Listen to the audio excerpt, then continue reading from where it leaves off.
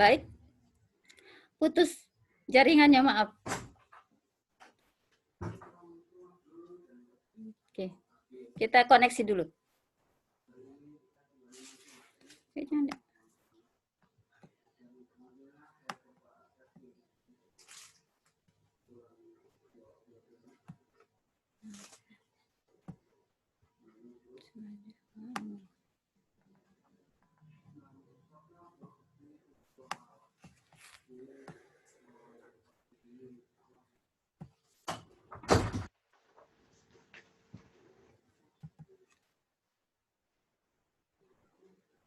Baik, Assalamualaikum warahmatullahi wabarakatuh.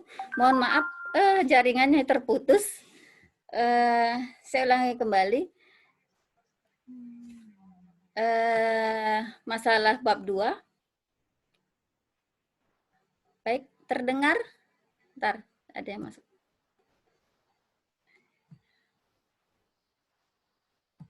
Oke.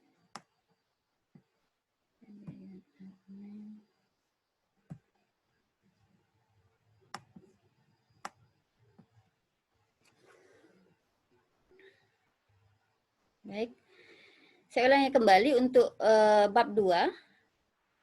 Jadi bab 2 ini memuat perencanaan pelayanan UKM dan seterusnya sampai pengawasan dan pengendalian. Nah, untuk standar yang harus dipenuhi ada 9, kemudian kriterianya ada 23, dan elemen penilaian ada 100. Sekarang kita ke standar yang perencanaan dulu. Nih. Jadi perencanaan pelayanan UKM. Jadi UKM itu kan ada UKM esensial, kemudian UKM pengembangan, kemudian di sini juga di bab 2-nya ada PISPK, ya. Jadi itu UKM esensial itu ada 5.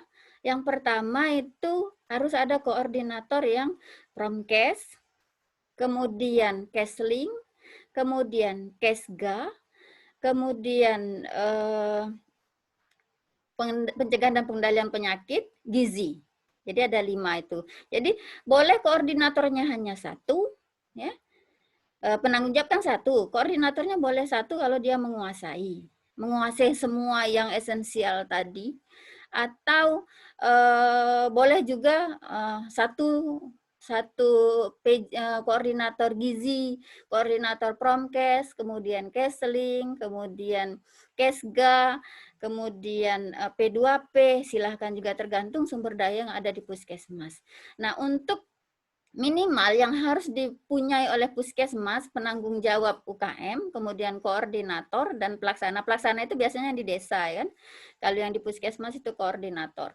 Nah, apa yang harus dipenuhi oleh puskesmas? Puskesmas harus membaca Permenkes nomor 43 tahun 2019. Jadi di Permenkes 43 tahun 2019 tentang puskesmas, di situ penanggung jawab UKM minimal yang harus dipunyai puskesmas, tergantung puskesmas itu puskesmas apa. Apakah dia puskesmas perkotaan, apakah ia puskesmas pedesaan, atau dia puskesmas terpencil. Jadi lihat, ditanyakan kembali ke bagian sekretariat dinas kesehatan, termasuk puskesmas apa, kriteria puskesmas 3 puskesmas ini. Tuh. Aku tidak tahu mungkin apa puskesmas Muara Belida ini termasuk puskesmas terpencil atau puskesmas pedesaan. Nanti di situ harus sesuai dengan Permenkes 43 tadi, apa penanggung jawab minimal yang harus dimiliki oleh puskesmas. Jadi di situ. Juga melihat apakah dia termasuk puskesmas rawat inap atau puskesmas non rawat inap. Jadi itu. Sekarang yang ke perencanaan pelayanan UKM ini tadi, ya. Jadi perencanaannya disusun terpadu dengan melibatkan lintas program dan lintas sektor sesuai dengan analisis kebutuhan masyarakat. Sekarang, analisis kebutuhan masyarakat. Di mana dapat analisis kebutuhan kesehatan masyarakat? Nah, analisis kebutuhan kesehatan masyarakat ini dapatnya bisa dari hasil SMD. Karena aku lihat semua puskesmas itu menganggarkan SMD, survei mawas diri. Nah, SMD ini kan sudah dilakukan di tahun 2020. Ya kan? Dilihat di SMD itu hasilnya apa? Maunya masyarakat tuh mau apa? Nah, itu harus diakomodir di perencanaan UKM. Bisa juga dengan temu muka. Bisa. Banyak itu. Lihat di uh, di slide nanti ada penjelasannya. Tapi saya tangkap semua puskesmas ada SMD. Artinya kita sudah punya modal untuk menganalisis kebutuhan masyarakat. Kemudian data hasil penilaian kinerja puskesmas. Apa kinerjanya? Lihat capaian SPM. Ya. Lihat di capaian program nasional. Disitulah ngelihat kinerja sama termasuk kinerja manajemen puskesmas. Kemudian lihat juga hasil PISPK. Jadi PISPK itu harus keluar. Sudah diinput per desa dan harus tahu hasilnya. Di desa A itu dia KS-nya berapa, indeksnya berapa, IKS-nya. Desa B IKS-nya berapa. Itu penanggung jawab UKM itu harus tahu IKS tiap-tiap desa. Penanggung jawab harus hafal luar kepala. Jadi itu harus dikoordinasikan dengan siapa sih pemegang PISPK. Jadi kalau kita ada 8 desa, IKS-nya kita tidak tahu. Penanggung jawab UKM-nya tidak tahu, nilai IKS desa ABC-nya tidak tahu. Kayak mana kita nak membuat perencanaan UKM yang bagus. Tuh ya. Nah, kita lanjut lagi ke sini. Nih, perencanaannya sudah dari hasil analisis kebutuhan, kemudian perencanaan memuat kegiatan pemberdayaan masyarakat. Nah, ingat di UKM itu yang paling inti ada kegiatan pemberdayaan masyarakat. Karena upaya kesehatan masyarakat ini kayak mana kita didik masyarakat supaya dia mampu untuk hidup sehat. Mandiri untuk hidup sehat. Artinya kita bukan dari kita yang punya motivasi kuat untuk nyehat ke masyarakat, tapi masyarakat itu yang punya motivasi kuat untuk sehat. Itu. Jadi kita berdayakan masyarakat itu. Nah, cak mana memberdayakan masyarakat itu? Tandanya kita sudah memberdayakan masyarakat. Selama ini kita sudah punya posyandu. Artinya pemberdayaan masyarakat kita lah berjalan, walaupun standar kalau lah ada posyandu. Karena posyandu itu merupakan UKBM kan. Tuh. Apalagi usahakan tiap desa atau minimal satu desa yang nak kamu tonjolkan itu punya kelompok-kelompok mandiri. Misalnya dia kelompok masyarakat peduli, apa misalnya di situ banyak sakit kusta misalnya. Kelompok masyarakat peduli kusta misalnya. Di situ ternyata banyak penyakit apa dari ini. Misalnya banyak yang termasuk lokus stunting misalnya. Jadi ada kelompok masyarakat yang peduli gizi anak misalnya. Itu kita usahakan di desa itu ada kelompok-kelompok masyarakat yang peduli terhadap kesehatan, entah nak bagian apa. Kalau bisa masalah kesehatan yang ada di dusun itu. Nah, kita kan punya PKK. PKK sekarang sudah giat aku lihat di desa-desa. Yang di situ kita bina, puskesmas itu kan bisa membina kelompok-kelompok itu, apa Karang Taruna. Kalau Karang Taruna misalnya kelompok masyarakat yang peduli ini misalnya, peduli kesehatan reproduksi remaja misalnya kan. Itu kita bina. Artinya di situ sudah berdaya masyarakatnya. Nah, itu tanda pemberdayaan masyarakat kita berjalan. Tidak usah kita terlalu ngoyo. Oh, nak seluruh desa nak ada kelompok-kelompok itu. Tidak juga. Jika ada 2 atau 50% dari wilayah kerja kita punya masyarakat yang peduli untuk kesehatan. Itu tadi. Misalnya ada kelompok pekerja apa di situ? Pekerja sawit. Nah, di situ juga dia apa misalnya peduli terhadap kesehatannya. Supaya dia tidak malaria, dia kelompok yang peduli malaria misalnya. Jadi dia pakai pakaian tangan panjang, kalau nak ke kebun, nah itu juga di situ juga kamu bina, itu. Kemudian selanjutnya kita bahas selanjutnya juga. Perencanaan pelaksanaan pelayanan UKM terintegrasi lintas program. Jadi UKM ini tidak bisa kita begawi dewek-dewek. Misalnya, gizi. Gizi tidak bisa begawe dewek-dewek upaya kesehatan masyarakat yang untuk pelayanan gizi. Karena apa? Gizi itu biasanya anak yang orang yang bermasalah dengan gizi biasanya rentan terkena penyakit. Anak yang bermasalah gizi kalau dia ada imunisasi lengkap dia juga rentan terkena penyakit, gitu kan? Gizi juga biasanya dipengaruhi juga oleh tingkat konsumsi dia, misalnya karena dianya ekonomi lemah, asupan gizinya kurang, artinya kita lintas sektor. Dengan uang di situ kalau ada kelompok tani misalnya, ada uang kelompok apa gitu kan, jadi tidak bisa dia berdiri sendiri, gitu ya. Cashlink ini sebenarnya basicnya. Kalau cashlingnya bagus, otomatis penyakitnya tidak akan muncul, ya kan? Terutama penyakit-penyakit yang berbasis lingkungan. Jadi itu. Lanjut lagi. Nih, ini kriterianya. Kriteria dari yang perencanaan tadi. Jadi, identifikasi kebutuhan dan harapan masyarakat terhadap UKM adalah proses mengidentifikasi terhadap hal-hal yang dibutuhkan dan diharapkan masyarakat terhadap program-program yang ada di UKM dan yang diperoleh dengan memanfaatkan media komunikasi yang ditetapkan. Ini artinya kuncinya ditetapkan. Artinya ada SK kayak. Nah, ini untuk yang identifikasi kebutuhan masyarakat bisa dari jajak pendapat, temu muka, survei mawas diri, kemudian ini SMD kan, survei kepuasan masyarakat dan media lainnya. Tapi ini harus kita masukkan di SK bahwa kita mengidentifikasi kebutuhan masyarakat itu di Puskesmas Tebat Agung misalnya dengan SMD, dengan temu muka, dengan jajak pendapat. Tidak harus semuanya, Riado. Misalnya cuma SMD sudah boleh, asal itu konsisten dilakukan.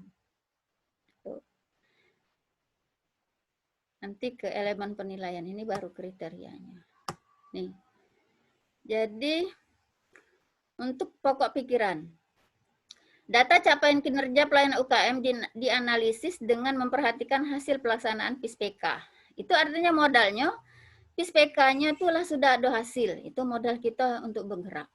Kemudian capaian kinerja UKM mulai dari apa tadi? Mulai dari Promkes, mulai dari Gizi, Kesga, Kesling, P2P, itu data capaiannya harus ada galau. Dan mana-mana yang kurang memenuhi target itu sudah kita identifikasi. Jadi modalnya itu. Nanti kalau kami ke lapangan, tinggal ngelihat bagaimana gambaran dari puskesmas. Nah, ini elemen penilaian. Elemen penilaian ini artinya nanti yang dinilai oleh surveyor. Jadi elemen penilaian di 2.1 tadi ditetapkan kebijakan. Kalau bunyinya ditetapkan kebijakan, artinya itu ini tandanya R itu regulasi, artinya harus ada SK. SK kemudian ada prosedur, artinya ini SOP. Jadi ada SK, ada SOP sebagai dasar dalam melakukan identifikasi kebutuhan dan harapan masyarakat. Artinya puskesmas harus menyiapkan SK tentang bagaimana mengidentifikasi kebutuhan dan harapan masyarakat. Puskesmas harus, kalau dia mampu, harus banyak-banyak tadi, mulai dari temu muka sampai ke bawah tadi, ada SMD, ada survei kepuasan. Kalau puskesmas mampu melakukan semuanya, silakan di SK-kan semuanya. Tapi kalau keterbatasan sumber daya, dia cuma mampu melakukan satu, cuma temu muka. Sudah, cuma temu muka. Karena kalau di SK-kan, dibuat SOP, artinya harus dilaksanakan, harus dipantau, harus dianalisa, harus dilakukan tindak lanjut sampai selesai. Itu. Kemudian dilakukan identifikasi kebutuhan dan harapan masyarakat, kelompok masyarakat, keluarga, dan individu dengan yang merupakan sasaran pelayanan UKM. Nah, nomor 2, kalau nomor 1 lah di SK-kan, artinya nomor 2-nya harus dilakukan. Jadi kalau SK, kebanyakan kemarin di SK itu banyak dia, temu muka, SMD, saya lihat dulu waktu itu. Pokoknya semua itu dibuat semua di SK-kan. Tapi tidak ada yang dilakukan. Akhirnya nilainya kecil. Tuh. Tapi kalau dia hanya tulis satu, tapi dilakukan sampai tindak lanjut, nilainya bagus. Tuh. Kemudian nomor 3, yang dinilai hasil identifikasi kebutuhan dan harapan masyarakat dianalisis bersama dengan lintas program dan lintas sektor sebagai bahan untuk pembahasan dalam menyusun rencana kegiatan. Nah, ini hasil identifikasinya dianalisis, artinya diolah. Sama siapa? Bareng-bareng dengan WOM program. Kapan ininya? Boleh di saat logmin bulanan. Lintas sektor juga dimintai pendapat. Kapan ini di logmin tribulanan? Ingat bulan Februari kita mau tribulanan. Artinya di sebatas program itu harus sudah mulai dibahas. Di logmin yang bulan ini, bulan Januari. Nanti baru dibawa ke lintas sektor bulan 2 nanti. Sebagai bahan untuk pembahasan dalam menyusun rencana kegiatan. Kita harus menyusun rencana kegiatan. Untuk kapan? Untuk tahun depan. Bukan untuk tahun ini. Karena kalau tahun ini kita sudah punya rencana usulan puskesmas. Sudah masuk di RUK BOK dengan JKN. Itu tinggal kita melaksanakan karena RUK-nya ada. Sambil melaksanakan rencana kita yang sudah kita buat, kita juga menyusun rencana untuk tahun depan. Itulah yang nomor 3 ini. Itu bukan yang nomor 3 ini kamu menyusun rencana mau dilaksanakan tahun ini, bukan, tapi untuk tahun 2022. Kemudian 4, data capaian kinerja pelayanan UKM Puskesmas dan data dianalisis bersama lintas program dan lintas sektor dengan memperhatikan hasil pelaksanaan PISPK. Dianalisis sebagai bahan untuk pembahasan dalam menyusun rencana kegiatan. Artinya ini tadi kita harus membahas bersama uang program dengan lintas sektor. Nah, itu nanti ditanya, dia tidak hanya melihat absensi nanti dokumennya. Tapi dia wawancara dengan pengelola, dipilihnya misalnya. Pengelola program Kesling misalnya dipilihnya, koordinator Kesling. Ditanyanya, kapan kamu sudah buat rencana belum untuk UKM Kesling? Sudah. Oke. Sama siapa misalnya? Kapan? Kapan itu kunci jawabannya pasti tahu. Kapan kamu bahas? Pastinya nantinya di logmin bulanan. Kapan? Pertanyaan itu kalau dia nanya kapan, logmin bulannya kapan? Kapan kita buat perencanaan? Biasanya di awal tahun. Karena di sekarang Januari ini proses kita membuat perencanaan untuk tahun depan tapi. Gitu. Kemudian 5, tersedia rencana usulan kegiatan UKM yang disusun secara terpadu. Jadi usulan kegiatan UKM disusun secara terpadu, berbasis wilayah. Ini bisa diambil dokumennya ini dari usulan masing-masing program, contoh realnya, usulan masing-masing program waktu membuat usulan kegiatan yang diajukan ke kepala puskesmas untuk didanai oleh baik itu dana BOK maupun dana TKN. Makanya untuk pengelola program, kami selalu wanti-wanti, usulan rencana kegiatan kamu itu diarsipkan. Puskesmas harus memaraf usulan itu, tanda kepala puskesmasnya sudah menerima usulan. Ini untuk elemen penilaian, jadi bisa jadi nilai. Jadi semua program itu membuat usulan kegiatan, yang ini kan sudah tahun kemarin.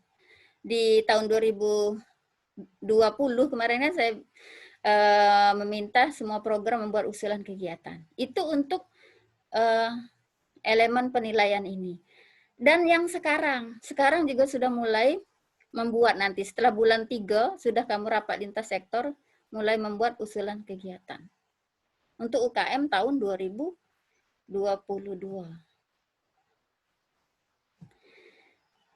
Nah, ini habis ya kriteria 21.2. Sekarang saya kembalikan dulu ke peserta. Kalau ada yang nak ditanya boleh. Kita dari pojok dulu ya. Dari Pulau Panggung. Dari Pulau Panggung untuk yang masalah perencanaan. Jadi perencanaan UKM. Ada yang nak ditanya nak didiskusikan, silakan.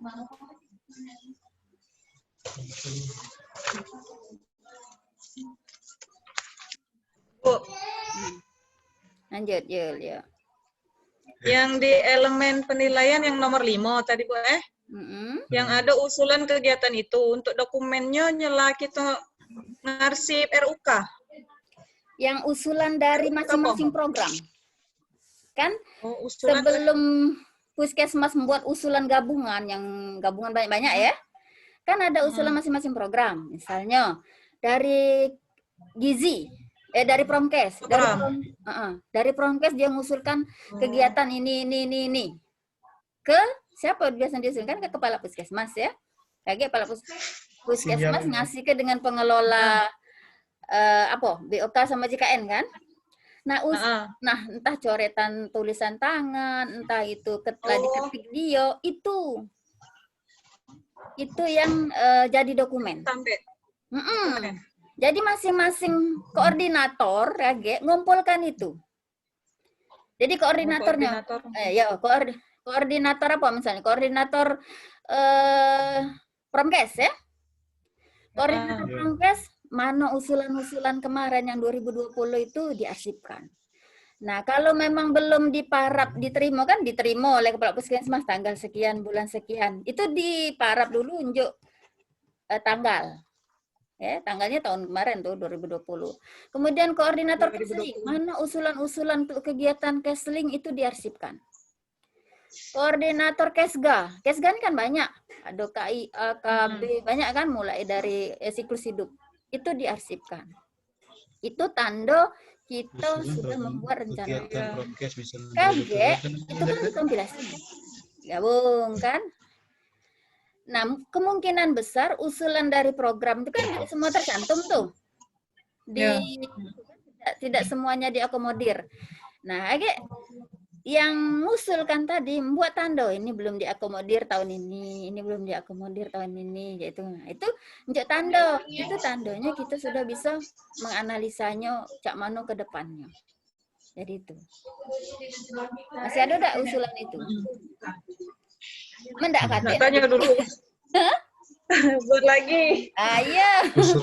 Terus jadi kalau bisa usulan dari masing-masing program itu, misalnya usulannya ada 10 macam. Ada misalnya kalau duitnya ada dalam bentuk duit misalnya 50 juta. Misalnya banyak macam itemnya. Ternyata setelah masuk ke bagian tim yang membuat itu perencanaan itu cuma diakomodir 10 juta misalnya. Yang lain tidak ada termasuk. Nah, yang tidak termasuk tadi kan tanda. Itu kan tahun 2020 tuh. Kan kamu yang sudah masuk 2020 kan.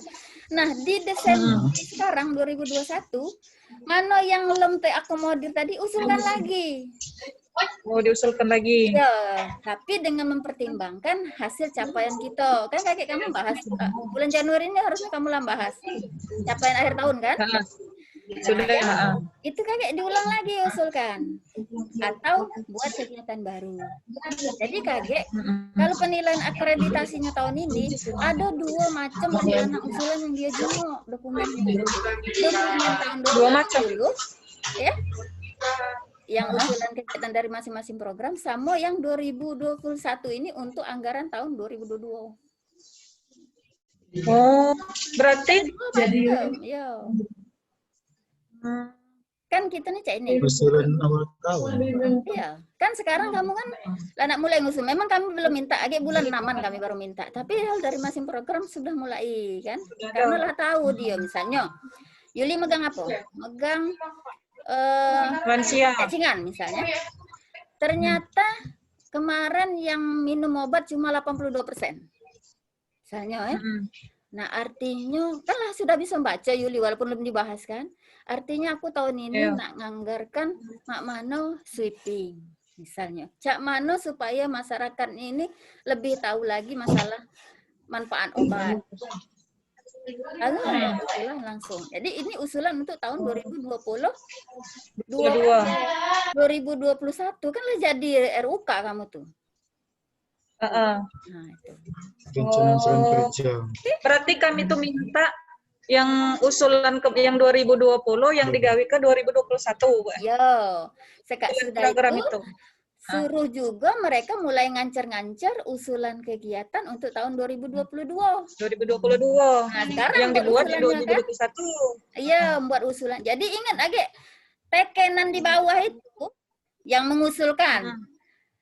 Tahunnya untuk yang sekarang 2021 itu untuk kegiatan tahun 2022 kan. Nah, kalau kamu nak buat baru yang kemarin karena hilang misalnya, dibuat tahunnya 2020 di awal tapi sekitar antara Januari sampai Juni ya. Januari sampai Juni. Iya, tanggalnya kayak itu. Dah? Nah, kalau yang untuk SMD, Bu, misal kami kan melakukan SMD. Ya. Nah, kalau SMD-nya di bulan Januari ini? Boleh dah. SMD bulan Januari ini boleh. SMD 2020 melakukan? Sudah. Nah, tapi agak kurang. Agak kurang ini apa namanya targetnya belum ini. Ya, sekarang kalau SMD tahun 2020 tuh berapa desa? Berapa desa? Seluruh. 10 desa. 10 desa. Seluruh. Tapi belum banyak. Nah, itu hasilnya kan belum tahu. Apalah tahu, lagi dibahas. Belum dibahas, belum dibawa ke musyawarah masyarakat desa MMD? Belum. Artinya kemarin belum selesai SMD-nya. Tapi data yang kamu lakukan itu jangan hilang karena mungkin ada informasi-informasi yang penting dari hasil kamu SMD kemarin. Nah, jadi nak tahun ini kamu SMD boleh karena di anggaran kamu ada. Ada. Kemarin. Ya, dibuat ke. Ada. Nah, dibuat ke. SMD itu memang tiap tahun. Jadi SMD tahun ini yang kamu buat tahun ini, kalau kamu SMD-nya Januari, waktu kamu rapat lintas sektor bulan 2, lah sudah mulai ketahuan apa sih pengennya masyarakat. Ya. Tapi ingat, SMD itu ada kuesionernya.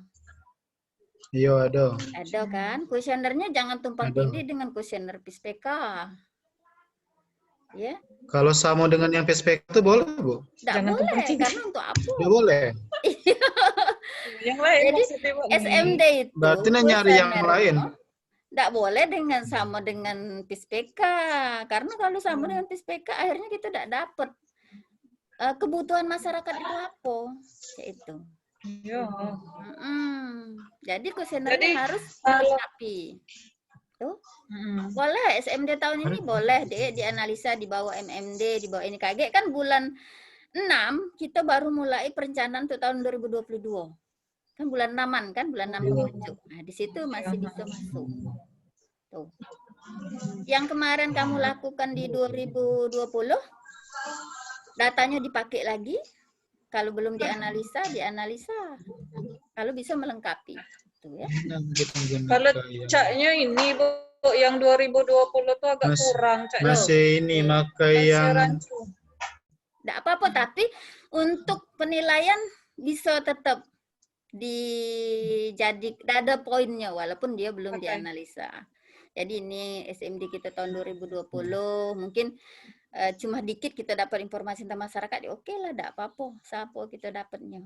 Tahun 2000 sekarang ini kita lakukan lagi karena kan masyarakat tuh keinginan dan kebutuhan masyarakat itu kan berubah terus. Ya kan, mungkin dulu dia pengennya, ibaratnya dia pengennya apa ya, misalnya dia pengennya penyuluhan terus dari rumah ke rumah, misalnya. Rupanya tahun 2021 dia tidak galak lagi penyuluhan dari rumah ke rumah karena dia takut COVID. Kami pengennya lewat grup WA bae penyuluhannya, misalnya lewat Zoom bae. Itu kan intinya kebutuhan masyarakat kan berubah-ubah. Ya. Ini Bu nanya, yang apa namanya kuesioner untuk apa SMD tadi itu kan tidak boleh tumpang tindih dengan PSPK. Jadi kami harus membuat yang baru, Bu ya. Iya. Tanya tentang apa? Misalnya, nah, kebutuhan masyarakat kan kejingoan dari pertama ya. Capaian kamu yang mulai dari yang esensial tadi jingok. Capaiannya apa yang kurang di situ kan? Nah, dari situ mulai kamu bisa kembangkan pertanyaan. Misalnya, apa misalnya kalau counseling itu misalnya misalnya gizi. Partisipasi terhadap kunjungan posyandu sangat rendah. Misalnya, kunjungan posyandu rendah. Nah, di situ di SMD kakek kamu kembangkan pertanyaan. Ngapa ibu itu yang punya balita tapi ya, ngapa dia tidak galak ke posyandu? Kan pertanyaannya boleh deskripsi, boleh apa ya, boleh tidak boleh centang ABC, boleh juga dengan narasi jawabannya. Sebenarnya mak narasi. Ngapa dia tidak galak ke posyandu? Dari situ ketahunan. Oh, misalnya ternyata dia ini pengennya posyandu itu sore bae misalnya kan, atau posyandu itu dia maunya layanannya tuh cepet misalnya kan, tidak bertele-tele, itu kan maunya masyarakat itu. Jadi jangan sama itu dia kalau bisa SMD itu bisa menggali lagi apa yang keinginan masyarakat itu. Keinginan masyarakat, ya Bu ngerti. Nah, kalau misalnya Bu kan kami melakukan 10 desa kan, seluruh desa kan kami ini SMD. Iya. Nah, apa namanya tuh? Kalau psikodesa saja? Kalau bukan, kalau boleh apa? Kalau psikodesa dulu. Oh. Kalau psikodesa dulu artinya SMD itu berlaku untuk desa itu. Misalnya dosen perantau, dia pengen. Kalau kami keseluruhnya digawe ke Bu, boleh tidak kami ngambil sampel, misalnya satu desa itu cuman 10 rumah apa kayak gitu Bu? Oh gitu. Kalau prinsipnya SMD itu sekecil-kecilnya itu 500 kalau kita 500 sampel. Anak bersampel. Itu 500 psikodesa Bu. Iya, itu kalau nilai sampel yang harus dipenuhi. Makanya misalnya kamu pilih mampunya psikodesa dulu. Yang SMD itu bukan petugas kesehatan loh. Masyarakat yang melakukan SMD. Masyarakat. Iya. Bukan kita. Jadi apa kader, bukan dari nakes. Jadi utusan kader kita gitu. Kalau kader enggak apa-apa, Bu. Kader misalnya. Iya, kader. Kader kan tanda kita memberdayakan masyarakat kan, kader. Kalau yang melaksanakan tuh kita biasanya tidak dianukan SMD itu. Karena kita kadang maunya masyarakat itu kita skip. Kalau kita yang melakukan, misalnya masyarakat tuh pengen ini nih, kita skip kan? Adalah saro itu. Nah itu. Jadi tidak independen. Jadi kalau kita yang melakukan, kita tidak bisa gali maunya masyarakat. Karena biasanya kalau maunya masyarakat itu kayaknya susah, pastilah kita, tidak usah baik, ini tutupi baik kan. Tapi kalau masyarakat yang melakukan SMD, itu tahunian, keluarnya napaunya pengennya masyarakat. Tidak akan bakal dihapus oleh petugas kesehatan. Karena kita ini kalau ngapusnya, kalau skip kan, skip. Nah, gitu kan, itu makanya SMD itu harus masyarakat yang melakukan, kader gitu. Cak mana kerjasama dengan Kades, ayo Pak Kades gitu ini. Nah SMD karena itu bisa dari dana desa. Separuhnya. Nak mak mano pengennya masyarakat di sini terhadap pelayanan kesehatan, itu kan minta pendapatnya mak itu. Kaget misalnya kata Pak Kades, menuju aku kayak ini. Nah, itu boleh bisa diakomodir juga dengan yang anuan Pak Kades tadi misalnya kan. Kayak itu. Ya. Sudah? 500. 500 itu secara ininya. Tapi penduduk kamu tidak nyampe 500? Artinya seluruh 10 tidak mewakili. 10 kakak kata kamu kan. Kalau cuma 10 itu kuesionernya PHBS, ya kan? 10 rumah Iya. Itu. Itu misalnya 500 ikut desa itu, cuman beberapa desa yang kami SMD ke. Boleh. Karena tergantung kemampuan tadi. Misalnya kamu 2020 kemarin SMD kamu ada 5 desa yang agak bagus dikit. 5 desa itu sudah. Tidak kamu SMD lagi desa 1 sampai 5. Sekarang desa 6 sampai 10 misalnya. Bisa. Oke, lanjut. Ya, Bu, konsol lagi, Bu, seandainya. Ya. Oke, sekarang balik ke Tempat Agung. Silakan Tempat Agung dari standar 2.1. Speakernya dibuka dulu, Tempat Agung.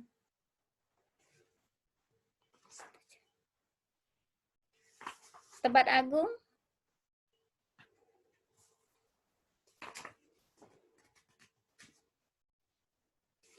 Halo, Tempat Agung.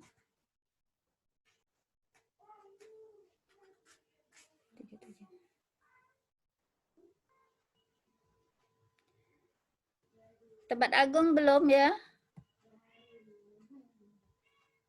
Muara Belida?